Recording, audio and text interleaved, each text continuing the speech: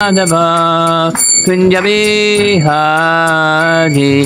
Radha Madhava Kunja Bihari Gopijana Bhalabha Girivardhari Gopijana Bhalabha Girivardhari Gopijana Bhalabha Girivardhari Gopijana Bhalabha Girivardhari Jasodanandana Brajajanarajana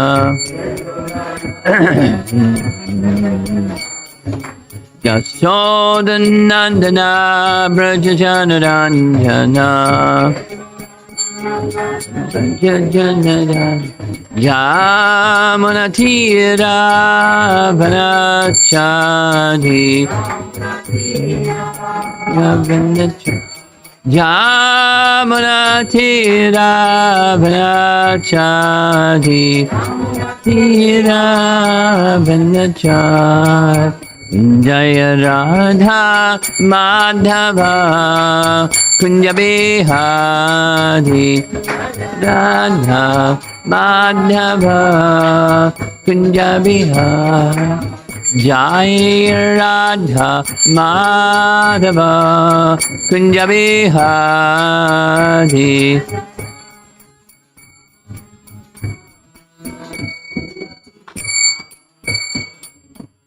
Jayam Vishnupad Paramahamsa Parivijagataraja Astatarasatasi Srimad His Divine Grace A.C. Bhaktivedanta Swami Srila Prabhupada Ki Gaura Premanandi.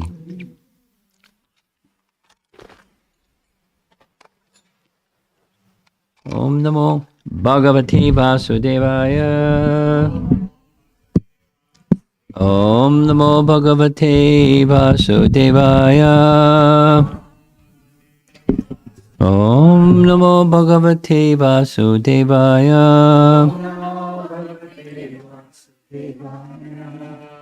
During this visit, the topic, Bhagavad Gita as the general topic, I thought it'd be nice to cover a series of verses, or a series of chapters, rather, from Bhagavad Gita. And so I thought the middle 6 chapters of Bhagavad Gita will be our topic.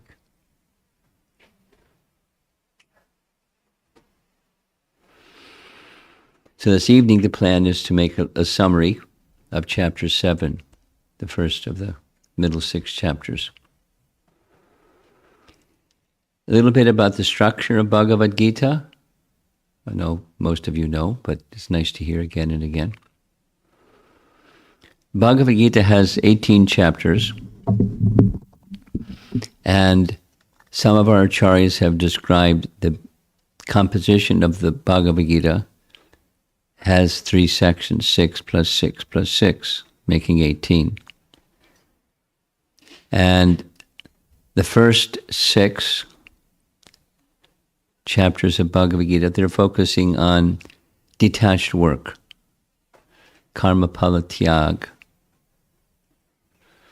There's many other things. Knowledge is necessary for satisfactory detachment, jnana and vairagya, and thus the final 6 chapters, jnana, the first 6, karma, or detached work. And the final 6 chapters are restating what's been already stated in the earlier portions of Bhagavad Gita, but with greater detail. So further knowledge leading to detachment, making an assist for devotional service that's undivided. And then the middle 6 is devotional service. So one of the acharyas has described like this: middle 6 is the most important because Just like, so it gives 3 examples. Just like if you have some valuables in the family, some heirlooms, some gold, some precious, something or other, where do you put it? Do you put it at your front gate? Do you put it in your backyard? You put it someplace in the middle of the house where it's safe. You put it in the middle of the house where it's safe. Similarly, if there's a procession and there's a VIP who's joined the procession, does the VIP go at the front of the procession, at the end of the procession, or in the middle of the procession? VIP goes in the middle of the procession. I had practical experience of this. It was confirmation of what Prabhupada said. At the time of the opening of the Krishna Balaram Mandir, the whatever his title is, the governor of UP, whose base is in Delhi, agreed to come. So the week before he came, there were police all over the place, security people. And then when the procession began, again, the police or the military were in the front. The governor was in the middle, and the entourage, the ministers and the other people were behind. And in this way, the governor came. It was a nice reception. It was nice that he came too.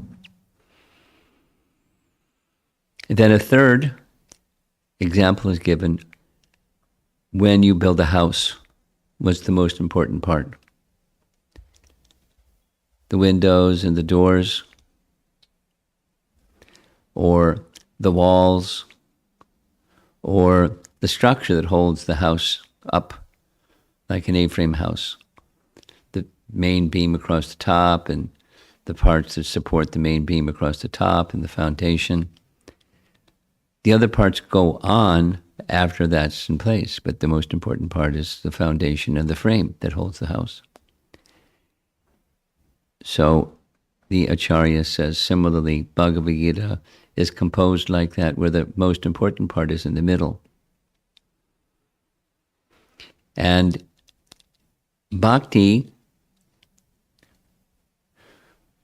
nourishes and generates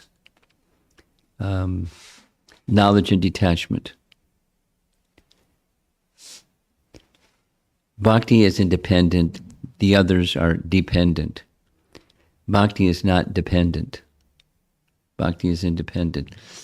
But the others are assist, they help to nourish bhakti. And so, leading into the middle 6 chapters of Bhagavad Gita, there's detached work. And at the end of Bhagavad Gita, there's further elaboration on items of knowledge, but the essence is bhakti. So similarly, just a little background for the middle 6 chapters. The first 6 chapters, in addition to detached work, they're discussing karma yoga, to some degree, cultivation of knowledge, and the asceticism that some people like to do to enhance detachment from the world. But the conclusion of the last verse of the 6th chapter is Arjun, last 2 verses. Arjun, be a yogi. By all means, be a yogi. Of all these others, be a yogi is the best path to move on, because he wants to know what's my duty. Be a yogi. And of all systems of yoga, the best system of yoga is bhakti yoga. And bhakti yoga has these 2 parts. With faith, both of them, engaging in devotional service, and always thinking of Krishna within.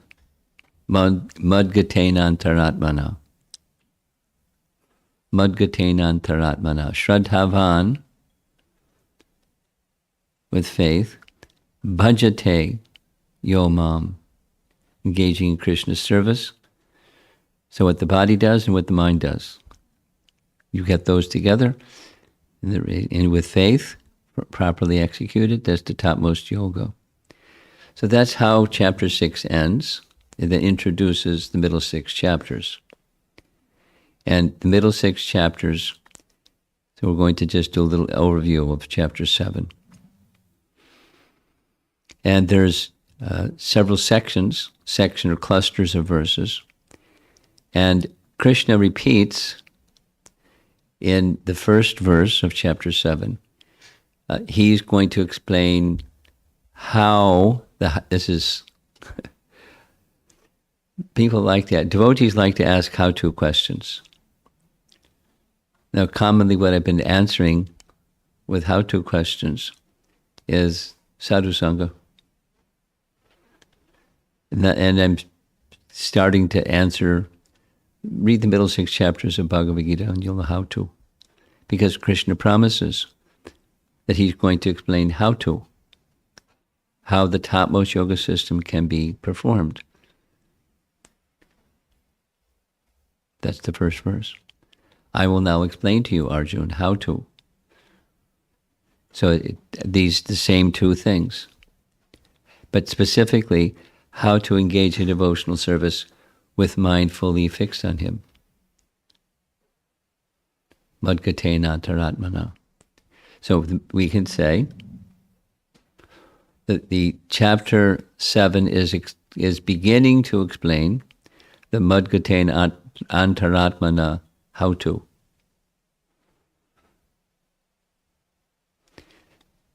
And the primary means, how to means, is by hearing. He says this in the first verse, tat shrinu, hear from me. And in the second verse, he says, vakshami, I will explain. In other words, all systems of yoga, bhakti included, is manifest and supported by sound. And hearing that sound vibration of Bhagavad Gita from Krishna or those properly representing Krishna, that's the method, that's the how-to method, by hearing. And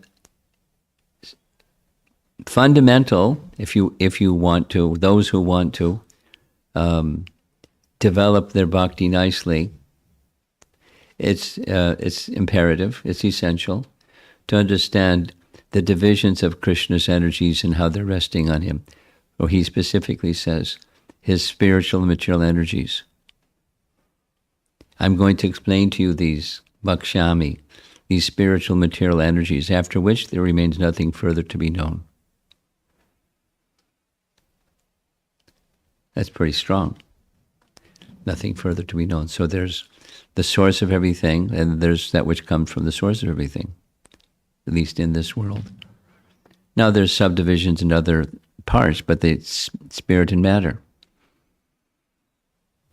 Then he concludes this first section, the first 3 verses. The one who can understand this, it's very rare. Very rare indeed. To come to that standard of unmixed devotional service. He's not like making it too far away to reach, but he's also setting the standard.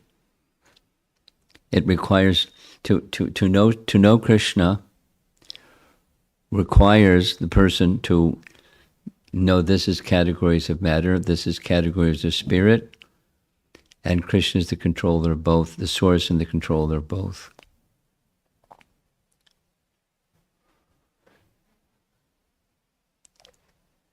Just looking ahead, we'll be discussing this during this visit, but chapter 13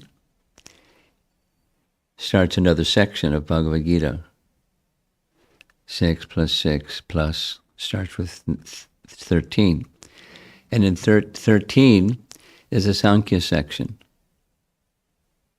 Sankhya meaning the analytical study of matter and spirit. There are different ways of describing what Sankhya is, but that's a very simple definition. Categories of matter, categories of spirit. We belong to spirit. And Krishna is the controller of both matter and spirit. So the first 6 chapters, when Krishna begins his teaching in chapter 2, what's the topic? Sankhya. He moves on to Buddha Yoga, but it starts with Sankhya because it's a foundation for understanding transcendence, understanding with Buddha Yoga fixed in devotional service, with spiritual intelligence. That's the first 6. Starts with Sankhya. Middle 6 starts with Sankhya. Because the next verses after Krishna making these proclamations, he starts with Sankhya. He's going to describe Madgatena Antaratmana, but it starts with Sankhya. There's 8 divisions of matter. Aside from that, there's spirit, and I'm the controller of both. Sankhya. Middle 6 sections. Chapter 13 starts the next section. It's an expanded description of Sankhya. Chapter 13. So it tells us that understanding matter and spirit and the controller of both is very important. And one who can accomplish that can know Krishna. One can know Krishna through devotional service, so one gets ready access to devotional service. Or supposing one doesn't know, fundamentally doesn't know, but has some idea of God. So that's nice, but it's incomplete. So what Krishna is going to be teaching is Madgatena Antaratmana, how to be absorbed in thinking of Krishna always within and knowing him beyond doubt.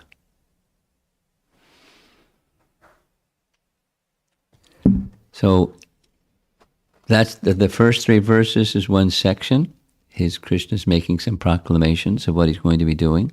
And then he starts describing matter and spirit. And by seeing and by understanding through sound, and thus by seeing through one's understanding, that all things are simply a manifestation of these 2 energies interconnecting, matter and spirit. Such a person can see Krishna, at least see the hand of Krishna, because he's behind both matter and spirit. He's the controller of both. Then right immediately after making those declarations, Krishna describes that he's the active essence of everything. You could say the active principle, the active essence. So there's matter and spirit mixing. Things are moving under Krishna's supervision. And the essence of those some things that are manifest, that's also Krishna. Then this section concludes or summarizes Krishna's saying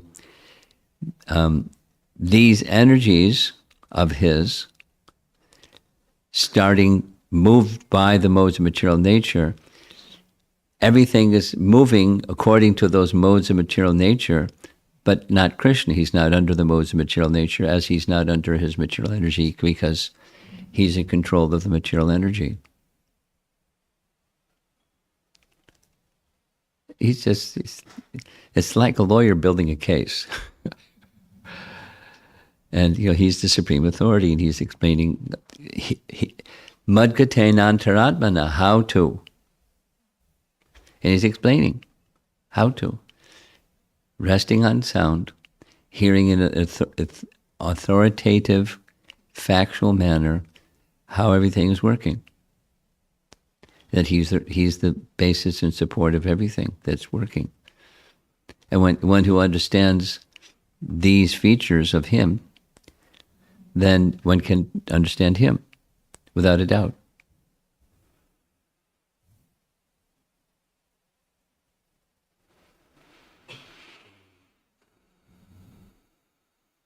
So then, everything is moving under the influence of the modes of material nature. How to go beyond the influence of the modes of material nature so that you can know Krishna factually. It's a very important verse. Daiviyeshu gunamayi mama maya. This verse is a very important verse. It's referred to, references made to it later. So it's a good verse to know. It's a very pivotal verse, key verse. Krishna is when struggles with material energy, but one can cross beyond the material energy. When crossing beyond the material energy means, then you can know Krishna. You can understand Krishna. We'll say it conversely. Supposing you haven't crossed over the modes of material nature, then you can't understand Krishna properly. You may be a pious person that has some faith in God, but you're not going to understand, or any one of us is not going to understand Krishna properly without that essential surrendering unto Krishna element or component of bhakti life or yoga life, surrendering to Krishna.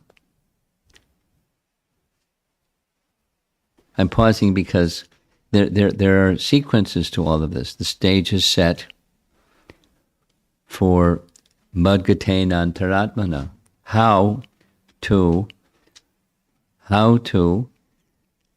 keep the mind always fixed on Krishna. So one can easily become bewildered by the movements of the material energy and the modes of material nature as they move this way, move that way, and get bewildered. But there's a way to become unbewildered or free from the delusion of material nature, and that's by this principle of surrender. Very, very logical. Then Krishna describes those who are pious, who surrender unto him, and those who are devoid of piety and don't surrender unto him. And those that are devoid of piety and don't surrender unto him, there's no way that they're going to be able to understand Krishna because they're deluded by the potency that they're not crossing on the other side of because they're not surrendering to Krishna. So in this world, there are people that are maybe lauded and praised for being very learned or something. But without surrender to Krishna, then they're not going to know Krishna and they'll mislead people. And then there are those that are pious. And when the circumstances are right for those who are pious, they surrender to Krishna. The four kinds. And then he concludes that section. Notice we're just doing a summary.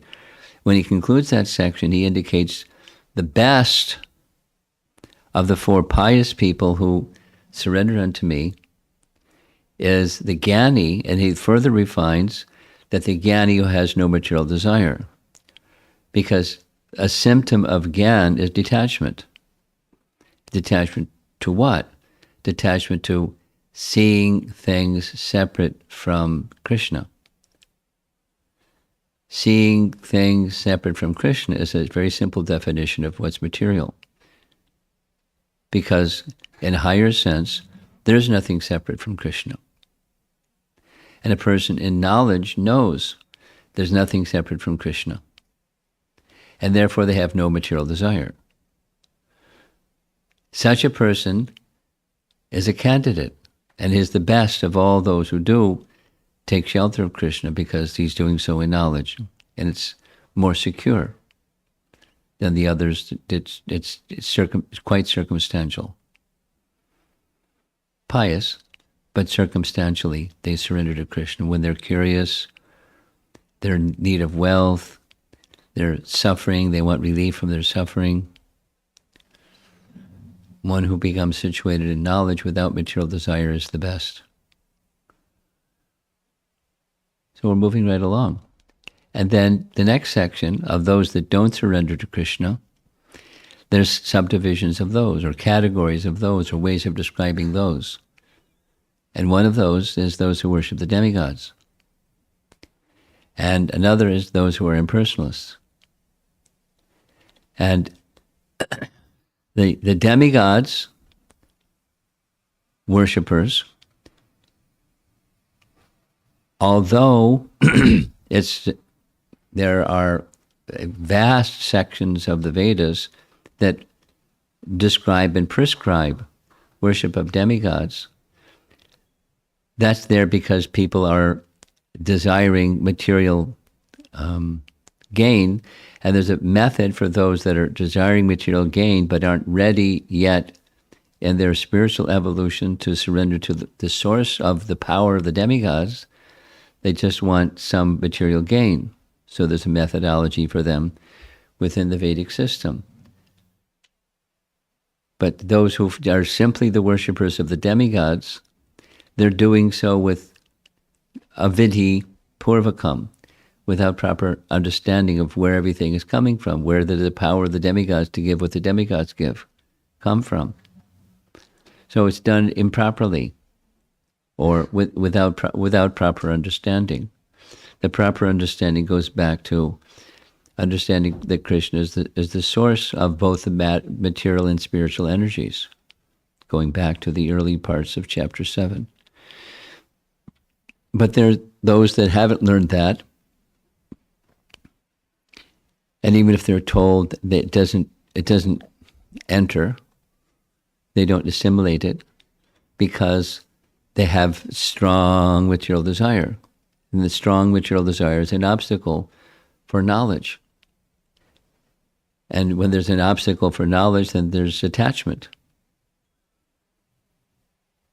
So therefore, there's a gradual, gentle process. And then Bhagavad Gita is going directly to the bhakti system, where one needs to know what is the source of everything. So both the demigod worshippers and the impersonalists, they don't surrender to Krishna, and therefore their knowledge is taken away. They don't cross over the ocean of the material energy or the three modes of material nature. They continue to be influenced by, immersed in the three modes of material nature, and their lives are resulting condition of life for the demigod worshippers is continuing in the cycle of birth and death. And the impersonalists, it's another category altogether. There's wishful thinking, but it's not a permanent position. It's not real shelter of the personality of Godhead. And the final section of chapter 7, there's this bewilderment that comes from not surrendering to Krishna, the influence of Maya, the deluding influence of the modes of nature, etc., the field of the material energy that keeps one really busy. And there's the process of becoming relieved from that bewilderment. So living entities desiring happiness are impelled when they don't take shelter of Krishna. They're impelled to be very busy doing something else, searching for happiness, thinking there's happiness out there somewhere, and continuing and continuing. And in this way, they're seeing dualities. Because, for example, one wants happiness, but suddenly the happiness is no longer happiness. In fact, there wasn't happiness to begin with. So when that happiness turns into distress, because it's the nature of the realm of duality, it's always like that. It's going to be, because it's a place of duality. Wherever there's the appearance of this, there's the appearance of that. It's just the nature of the place. There's day and there's night.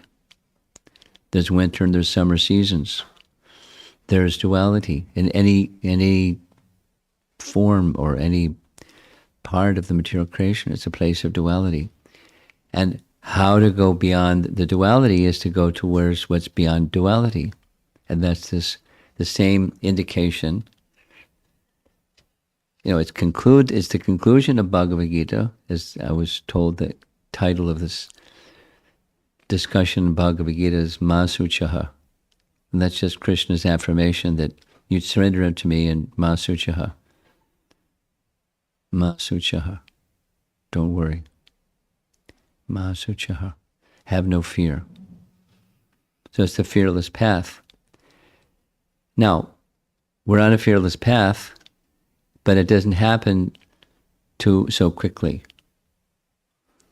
It can happen very quickly. There are pronouncements in the Vedas again and again that speak of quickly. But quickly it's a relative term. Quickly can mean different things in terms of what's fast and what's not fast.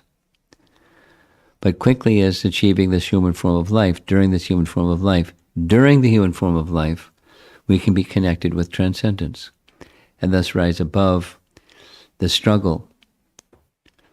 Mama Maya Duratyaya, the struggle with Maya. Very difficult struggle. One can rise above it. You can still be aware of the movements of the waves of the ocean, but you can rise above the influence of the waves of the ocean of material existence while being aware of it, not being controlled by it emotionally or otherwise. It's pointing to take shelter of Krishna. It's in chapter 7, because when one takes, here's the point, when one takes shelter of Krishna, Madgatena Antaratmana is achieved. Conversely, if we don't take shelter of Krishna, Madgatena Antaratmana is not achieved. So the how-to is take shelter of Krishna. And how to take shelter of Krishna is by hearing from Krishna or the representatives of Krishna through disciplic succession, hearing what's Krishna's position, what's his material spiritual energies position, how are they moving, how are they manifesting things, the modes of material nature. Here's this mode, here's that mode. Krishna, I'm summarizing the chapter now. Krishna is the essence, the active essence of everything. Take shelter of Krishna, and you can pass beyond the Mayic influence of Prakriti.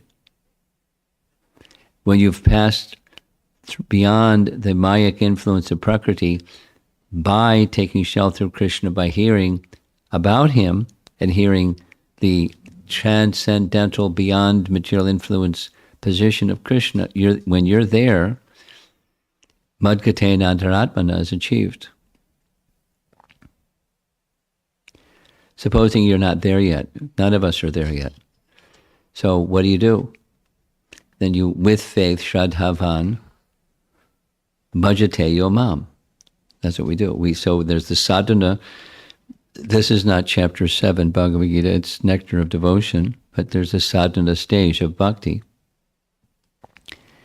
There's the bhava stage of bhakti, and there's the prema stage of bhakti.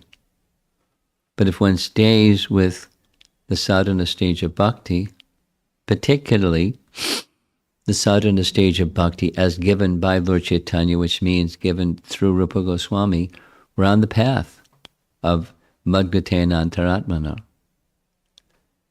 It's an elaboration of Bhagavad Gita, the middle 6 chapters of Bhagavad Gita. It's the how-to, or Vakshami. I will explain how this is achieved. And understanding this, there's nothing further to be known. No. Nothing further to be known doesn't mean you know minutia. There was a person in one class, Prabhupada asked, I was told the spiritual master is the knower of all things. So I'd like to know, how many windows are there in the Empire State Building? And Prabhupada's answer was really cool. Prabhupada's answer was, how many drops of water are there in a mirage? He didn't elaborate. No, illusion says this is reality. And reality is important because I think it's reality, and therefore I want to know minutia. So to know everything, there's nothing further to be known, means in principle, in essence, all there is these three things. There's matter, there's spirit, there's the controller of both. And you take shelter of the controller of the both, and the mission of human life is fulfilled. That is, the A and B, no longer during lifetime being influenced by the rising and falling of the waves of the ocean. Devihi esha gunamayi mama maya duratya, making reference to that verse again. Mam evaye prapadyante, maya me tam tarantite, one can easily cross beyond it. And when you've easily crossed beyond it, there's nothing further to be known. You don't need to know how many windows are there in the Empire State Building, or how many grains of sand there are in the Sahara Desert. Or as other verses in the Bhagavatam speak, one may be able to count all the atoms. If one can get to the point of being able to count all the atoms in the universe, one still cannot know the limit of Krishna's glories, because he's unlimited. Aprameya. So chapter 7 is the beginning of introducing us to that reality about all things, beyond which there's nothing further to be known.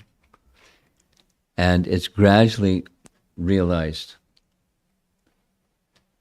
like gradually the rising of the sun in the morning. Most likely the sun will rise in the morning.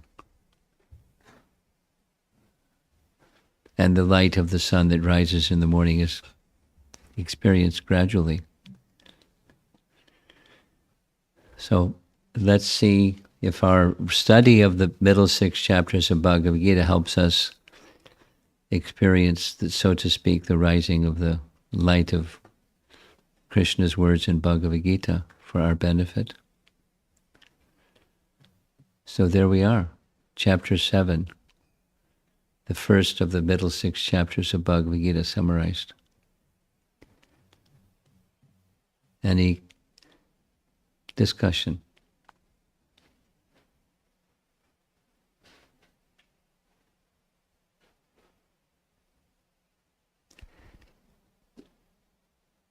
Yes, all the way in the back. Come forward and get the microphone.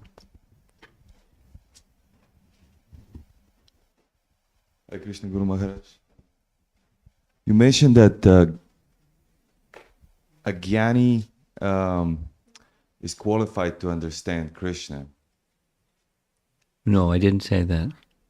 Oh, maybe I just misheard it. Because you were speaking about how one of the qualifications in order to understand God is detachment. Yes. And a jnani has that to some degree. Well, to whatever degree there is, it's a litmus test of Gyan is detachment. Okay. One may have theoretical knowledge, but if one doesn't have detachment, one doesn't have knowledge. It's a symptom of one who has knowledge. It yields detachment from the temporary. And attachment yields attachment to the eternal. And from such a position, such a Jnani may take shelter of Krishna. Now, to take shelter of Krishna, knowing that Vasudeva is everything, there's an unspoken ingredient, and that's association with someone who's carrying bhakti. Because someone who's not carrying bhakti isn't going to know that, because there's obstacles in them knowing that. They can be detached from the temporary and moving their lives in the direction of attachment to the eternal, but that Vasudeva is the source of both requires some association with some bhakta. And then engagement, at least the doorway is open for such a person to engage in devotional service.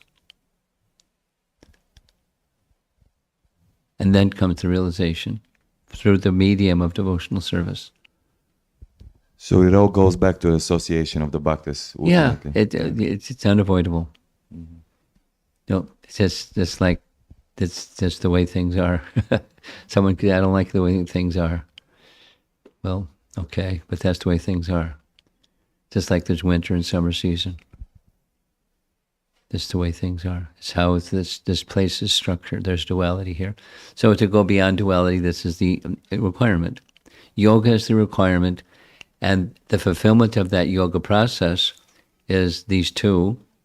Shadhavan bhajate yomam. Bhajate is the same root word as bhakti, and it requires association with the bhakta. So we have an important service to do. And that's two services: receive bhakti and then give bhakti. Be the transmitter or bearer of bhakti. And we're in a world where there's not so many bhaktas. That's just the way it is.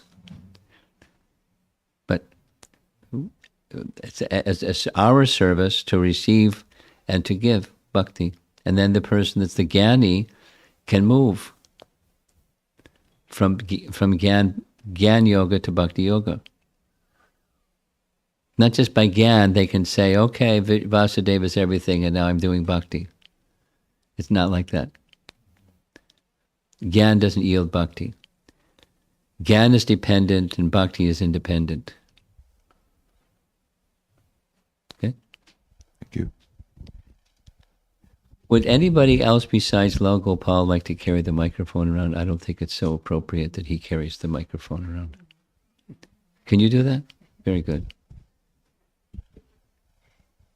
Anybody else would like to contribute something? We're over there. Hare Krishna Maharaj, Dhanvat Pranam.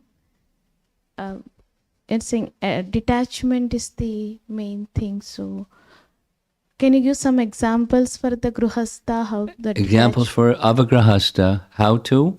detachment. Well, examples.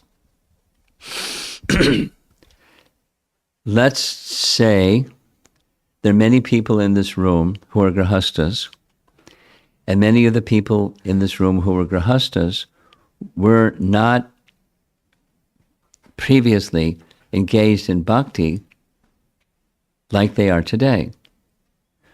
So by hearing and then accepting and then living one's life, then there's here's a house. Now, there are lots of people that have houses, and some of the people that have houses have bhakti, and those that have bhakti understand this is not, lawfully it's mine, and transcendentally it's not. Transcendentally, this is Krishna's house. I visited one nice man, Dr. Rao, and he answers his phone. Krishna's house? That was before there were cell phones. He probably does the same thing now. Krishna's house? Because, that's his consciousness. It's his legally. He pays the bills, and he doesn't say, Krishna, you got to pay the bills. But even the ability to pay the bills is so. It's a change of consciousness. So the practicality. Here's a practicality. There's some earning of money by a householder. That's part of their responsibility to provide for family members, etc. So then, what's the consciousness? Supposing one is going shopping. So one's going to the vegetable market. And if some things you don't buy because they're not offerable, and some things you do buy because they're offerable. And the consciousness is, this would be nice to offer to Krishna. Now there's the mix that says, this would be, my kids like this and my husband likes that, and so I'm going to buy because my kids like this and my husband likes that. And then, and I don't buy other things because they're not offerable to Krishna. But the Krishna conscious shopper is thinking, I want the best of each thing because it's going to be offered to Krishna. Because it's going to be offered to Krishna. There's a very nice description of this in Chaitanya Charitamrita. It was one devotee who was really attached to having the nicest. So he had coconut trees, and he would take the best coconuts with the best coconut water, and he wouldn't accept anything else. Somebody else came, they touched the doorway above his, or the roof, the part of the door above his doorway, as they were handing him the coconut, he wouldn't accept it. I can't offer this to Krishna. So, I mean, that's extreme, but that's a distinction as an example of a householder that will do things that are what householders do, but do them in the consciousness that it's for Krishna. And you could just expand in deciding, like this house. Here's a nice. Some devotees, when they buy houses, they think, where's a suitable place in this house for gatherings? Where's a suitable place in this house for the deity worship to be installed? And they're thinking like that. The house buying is going on, but they're thinking in terms of service to Krishna, when they're doing what they're doing. The education of their children, and et cetera, et cetera, et cetera.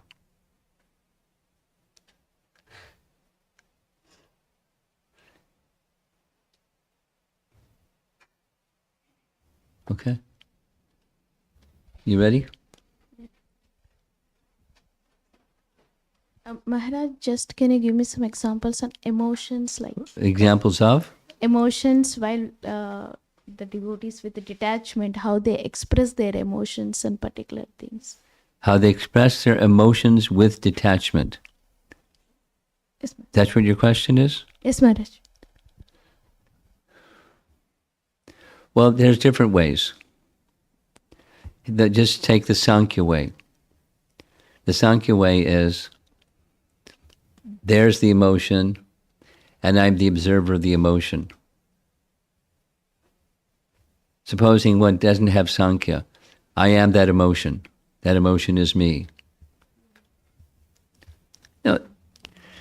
One can be a practitioner of psychology and have that understanding, but it can be from a devotional perspective.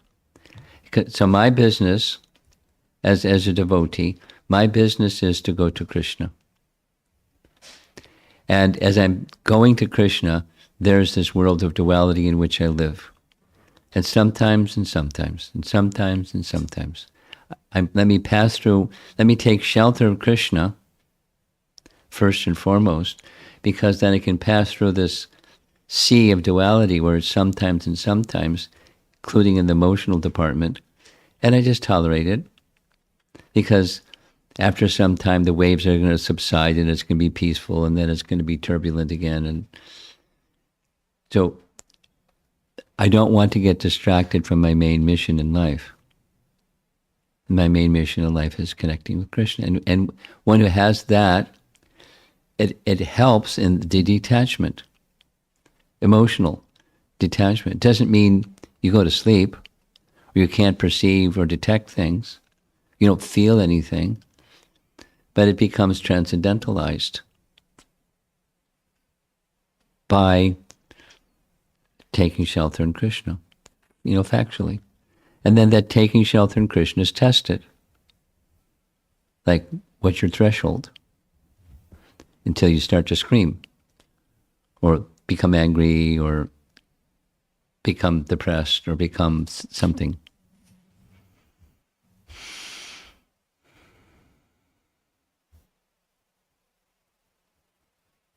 It's a common situation in modern life where people become depressed or have negative emotions of different kinds.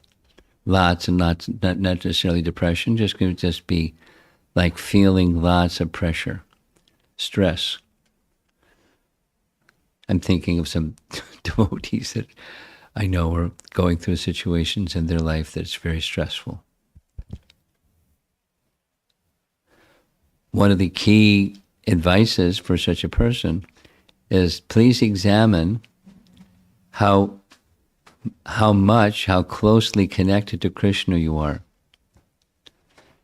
And it may very well be that you've allowed that connection with Krishna to become slackened, and therefore the waves are impacting you more than they would have, or when you at other times in your life when you're more connected to Krishna. So what to do?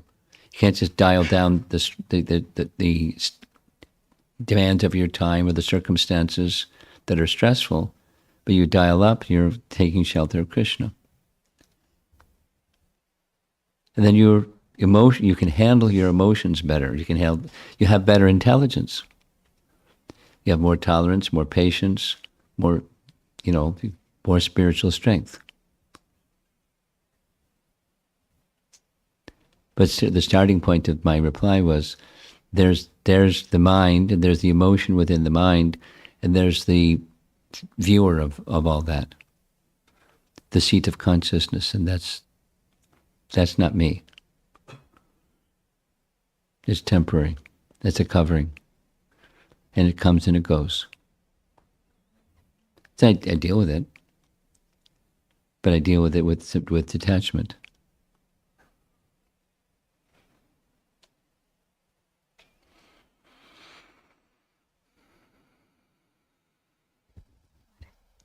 Anything else?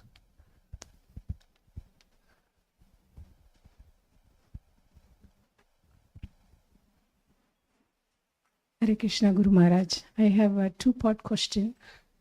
So the hierarchy is the senses are better than the matter, and then the mind is above the senses, and the intelligence is above the mind, and the soul is above the intelligence. But then the focus is, it's easier to do service or bhakti through our senses, external senses. And also it's easier to... It's not easier, it's necessary. But the focus is the mind. We have to, the highest form of bhakti is getting attached to Krishna through the mind. I don't know if I'm saying that right. It's that's more... I follow what you're saying. And so what's the question? The mind is given more focus, even though the intelligence is higher. But in order to get there has to be alignment. Without if your intelligence is out to lunch, intelligence is missing, then you're not going to be able to keep your mind properly oriented. So intelligence is necessary. It's above the mind. But the mind is really important because it's like the central switchboard. It's the sixth sense. It rules. Now the senses can rule the mind. Start screaming and something, and one does something, even if it's against your better discretion. So the alignment is necessary, but a lot of emphasis is given to mind. Yes. A lot of emphasis, because the senses follow the mind. Or when the mind is strong and gives direction to the senses follow. It can be upside down. The senses demand to the mind, and the mind does what the senses say. But when there's proper alignment, so we're dependent upon intelligence. And where does intelligence come from? It comes from Krishna. The soul's connection with Krishna. So that's the alignment principle. Now restate your question. You want to know why there's so much emphasis on mind. And the mind is often blamed as a culprit. Like mind control is always a difficult one to do compared to engaging our senses and intelligence. That's well, because they follow the deviation of the senses follows a mind that's, mushy, a mind that's not fixed. Or conversely, a mind that's fixed, it's much easier, not a guarantee, but it's much easier to control the senses. The uncontrolled senses is a big problem. It's animal life. So human life requires, let's go up one step, you're controlling the mind. supposing the mind is not controlled. You know, there's this negative, like the negative emotion question. We do wild things with our senses. Can't control our senses because the mind is out of control. We can't be a yogi. We can't be even a human being. So it's where human life begins. So then to do that properly, we need intelligence. To do that properly, we need bhakti. So you say it's the culprit. It's correct. But it starts before that also. The real culprit is our inimical attitude to Krishna. My next part of the question is, Guru Maharaj, then the false ego, which is, we misidentify ourselves. So that's the main, I was thinking, if that's the problem, the root of the issue, because the mind follows the false ego, the subservient. Ignorance is the root. Ignoring Krishna is the root, ignorance. And then from that, all the other darkness thing comes. Supposing one goes beyond that problem, then false ego dissolves.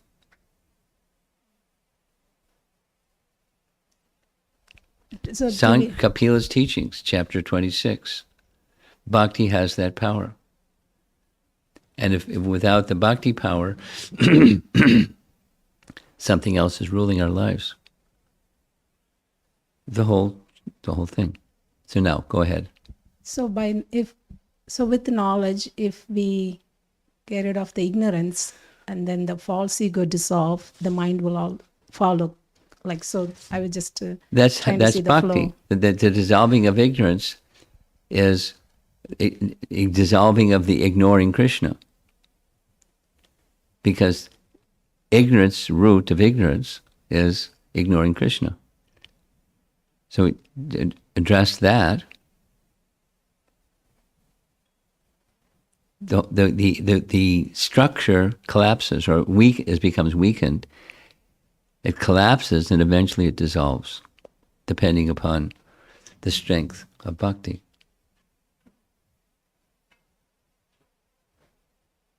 There was a question this morning that was asked about, is it possible to become completely free? The answer is yes. And there's degrees, and there's obstacles, but that's the bhakti picture. This is worth stating. The bhakti picture is holistic. While the soul's relationship with Krishna is at the root has branches and leaves and twigs and fruits. So there's things that are going on that one needs to take a look at in order to have this alignment work properly.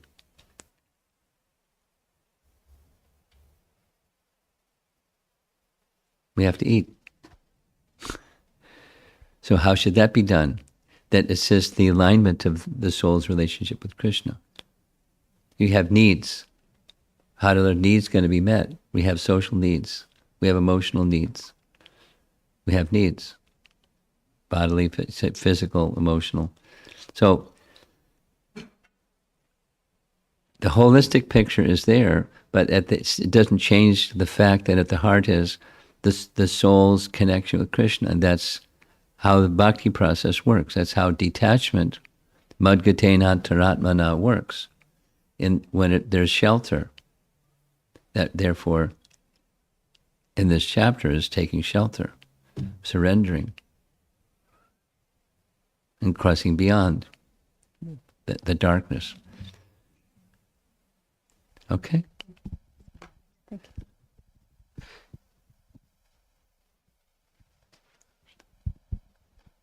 Hare Krishna Maharaj. Maharaj, my question was regarding Krishna's statement, Ma Suca, where he says, do not fear. I was just wanting to know, what exactly does Krishna mean when he's saying, do not fear? What is the fear I guess he's referring to? And my follow-up to that is, isn't a little bit of fear actually a good thing, so that we don't become careless or complacent in our practice?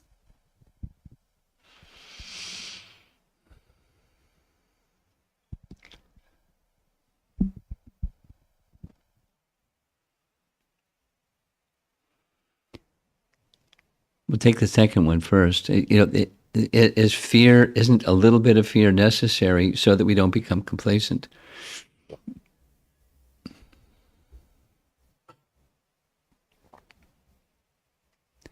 A person, let's go up to the person, to a pure devotee. Isn't it a little bit of fear in the heart of the pure devotee necessary so they don't become complacent? Okay, let's come down to us. Isn't a little bit of fear in us necessary so we don't become complacent? Well, my understanding of the answer to that question is fear is part of duality. It's part of the package of ignorance of Krishna. So what's necessary for the person who is ignorant of Krishna is knowledge of Krishna. And then you can say, well, it's good to be fearful, because if you become slack or complacent in your submission to Krishna, or your surrender to Krishna, or your knowledge of Krishna, then you're in trouble. But then that's part of duality. Duality doesn't get you to transcendence.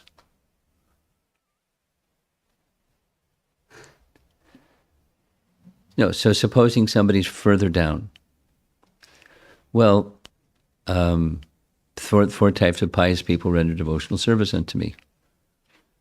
So it's not steady. Supposing the cause becomes the cause of fear gets lighter, then one can become complacent. So it's a motivation through duality that's unstable. That's part of duality. So it's not really necessary for us. Instead, what's necessary is bhakti itself. Light will dissipate darkness. Now back to your first question. What's that fear? There's a nice verse. You probably know the nice verse. Bhayam datriyam abhiniveshita syat. You know the verse? Bhayam. You can look it up. It's a good verse. Hey, Kirtan. You're practicing Mridanga during class. It's just a little distracting, but you're probably just keep you occupied.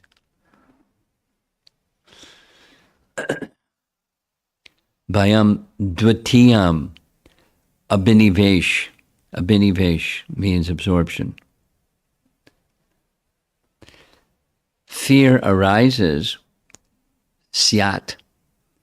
Bhayam dvitiyam abhiniveshatak syat. Fear arises when there's absorption in the temporary. That's where it comes from. It's part of duality. Fear arises, and then the verse recommends how to remove it. So it's taking shelter of Krishna by devotional service. And fear that which is of duality disappears because there's light instead of darkness. So when you turn your back to the sun or to a light, then you see shadow. And that's fear. In darkness, there's fear. It's ignorance. So the solution is not continue to be at least a modest amount of fearfulness, so you don't turn away from the light. Because I don't want to be in darkness again. It's nasty. So that's not sustainable. It's duality again. Turn to the light. Turn to Krishna. Take shelter of Krishna. Masuchaha. So that Masuchaha is added just in case you're hearing this from me, Arjuna, and you may have some doubt. Don't doubt.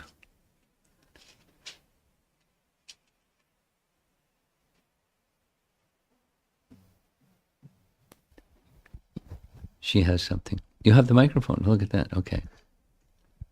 There's two online questions. Online questions.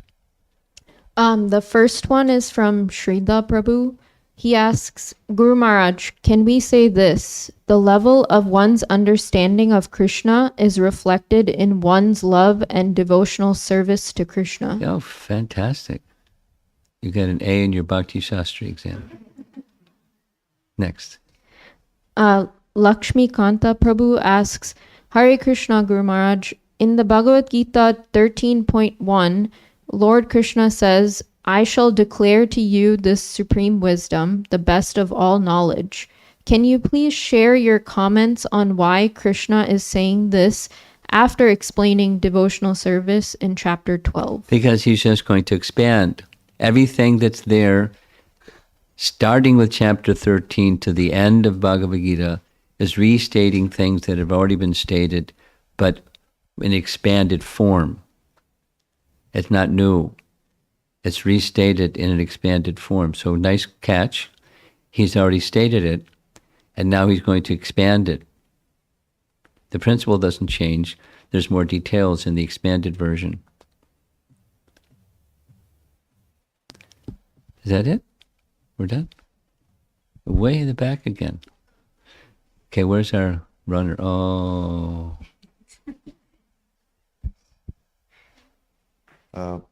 Guru Maharaj, is it healthy? I mean, even for a pure devotee to fear the fact that he might lose his relationship with Krishna. Oh, he won't lose his relationship with Krishna. So he's confident in that. No, yes, he's confident. Mm-hmm. There's nothing else for such a person. They can't lose it. There's nothing else. And that's reality, and they know it. It's not going to be taken. Nice try, though.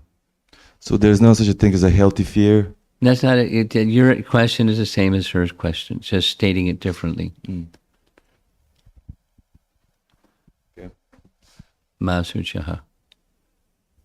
No, the fear is there for those who don't have full confidence. They're mixed devotees.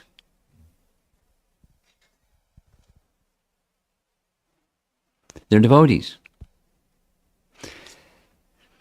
I chose this section in the morning class to read from because it's part of that section is the 20,000, and it turns out it's 20,000, according to Jiva Goswami, 20,800 kings that were captured by Jarasandha.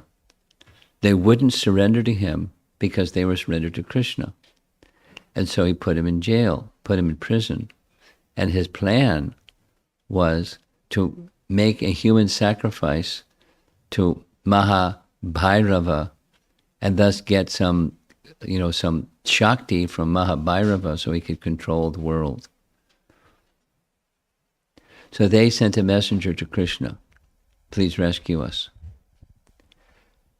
But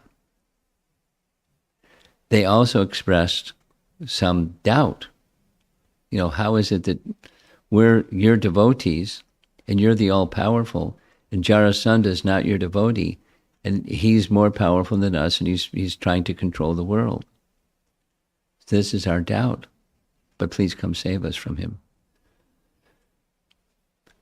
It's so the doubt is there for those that don't have full shelter. Those that have full shelter have no doubt. It's freedom. It's not partial freedom. And those that are mixed devotees, they have fears. It's part of the package.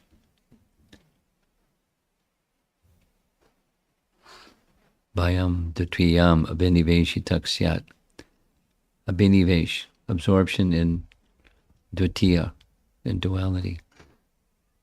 Fear.